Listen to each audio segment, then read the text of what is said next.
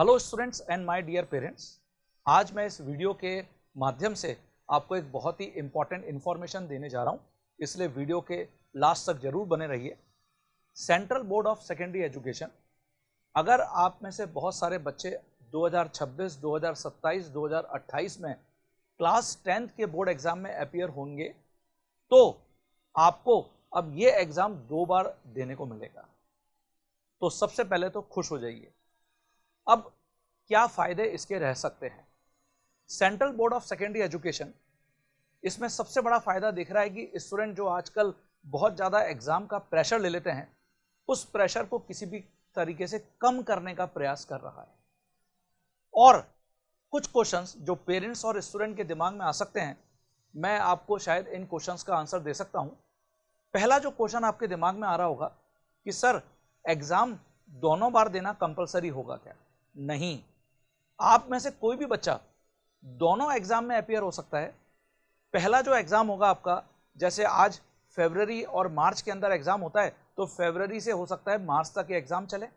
और जो दूसरा एग्जाम होगा वो मई के अंदर एग्जाम कंडक्ट करा सकता है सीबीएसई। तो पहला क्वेश्चन का आंसर आपको मिल गया होगा। दूसरा, एग्जाम का रिजल्ट कैसे बनेगा? तो देखिए पेरेंट्स और बच्चों, जो भी दोनों एग्जाम में आपका बेस्ट स्कोर रहेगा, मतलब मान लेते हैं कि आपका सेकंड एग्जाम के अंदर रिजल्ट अच्छा नहीं रहा, लेकिन पहले एग्जाम में आपका रिजल्ट हर सब्जेक्ट के अंदर बहुत अच्छा रहा, तो आपका जो ओवरऑल स्कोर बनेगा वो पहले एग्जाम के रिजल्ट के बेसिस पे बनेगा।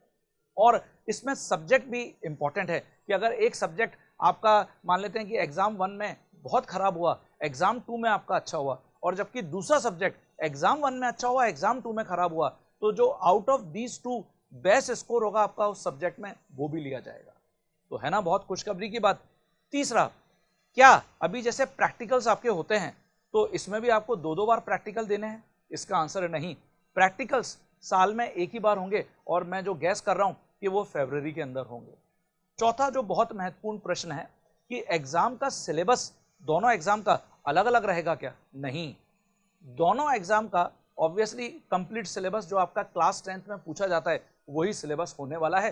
वो आपको फरवरी में भी जो अटेम्प्ट अगर आप करते हैं उसमें देने को मिलेगा, और उसके बाद मई में भी आप अगर अटेम्प्ट करते हैं तो उसमें देने को मिलेगा। और एक बहुत इंपॉर्टेंट और महत्वपूर्ण प्रश्न, रजिस्ट्रेशन, जिसकी एक सर्टेन कॉस्ट, एप्लीकेशन फॉर्म भरने की एक कॉस्ट सीबीएसई लेता है, तो क्या वो रजिस्ट्रेशन आपको 2-2 बार करना होगा? इसका आंसर है नहीं, केवल आपको रजिस्ट्रेशन एक बार करना होगा। और जो सेकंड एग्जाम में अपीयर होना चाहते हैं स्टूडेंट, उनको एक सीबीएसई के माध्यम से ऐसा ऑप्शन दिया जाएगा जिसमें कि वो ये बताएंगे कि भाई मैं एग्जाम नंबर 2 में भी अपीयर होना चाहता हूं।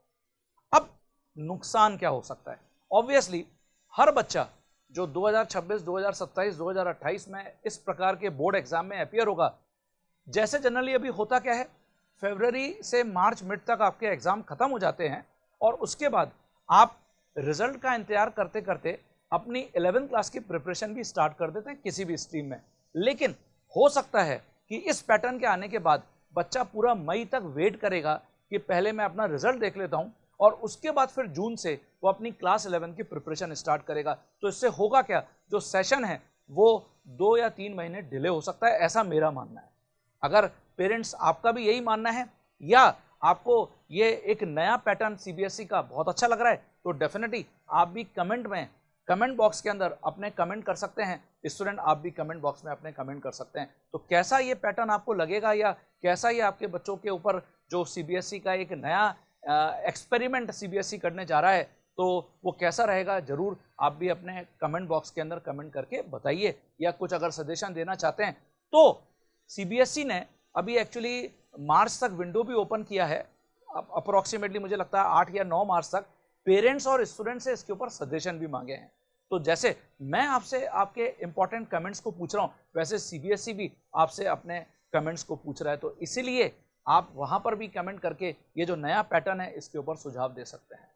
है ना इंपॉर्टेंट इन्फॉर्मेशन?